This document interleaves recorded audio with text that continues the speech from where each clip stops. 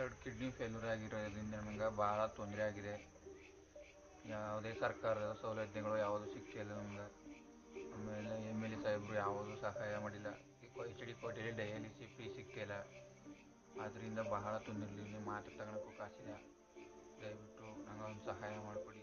2 kidney failure ಆಗಿದೆ, ಚಿಕಿತ್ಸೆಗೆ ದುಡ್ಡಿಲ್ಲ. ದಯವಿಟ್ಟು ನನಗೆ ಸಹಾಯ ಮಾಡಿಕೊಡಿ. ಸರ್ಕಾರದಿಂದ ಯಾವುದೇ ಆದಂಥ ಸೌಲಭ್ಯಗಳು ಯಾವುದೂ ಇಲ್ಲ. HD ಕೋಟೆಯಲ್ಲಿ ಡಯಾಲಿಸಿಸ್ ಫ್ರೀ ಸಿಗ್ತಿದೆ. ದೇಶದ ಆಸ್ಪತ್ರೆಯಲ್ಲಿ ಡಯಾಲಿಸಿಸ್ ಮಾಡಿಸ್ತಾ ಇದ್ದೀನಿ.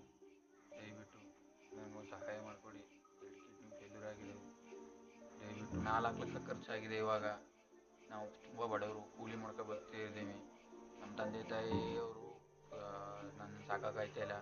ಸಿಕ್ಕಾಪಟ್ಟೆ ಖರ್ಚು ಮಾಡಿದ್ದಾರೆ. ಇವಾಗಲೇ 4 ಲಕ್ಷ 5 ಲಕ್ಷ ಖರ್ಚು ಮಾಡಿದ್ದಾರೆ. ಆಮೇಲೆ 12 ಲಕ್ಷ ಖರ್ಚಾಗುತ್ತೆ ಅಂತ ಹೇಳಿದ್ದಾರೆ ಡಾಕ್ಟ್ರು JSSಲ್ಲಿ. ದಯವಿಟ್ಟು ನನ್ನನ್ನು ಉಳಿಸ್ಕೊಡಿ. ನನಗೊಂದು ಸಹಾಯ ಮಾಡಿಕೊಡಿ.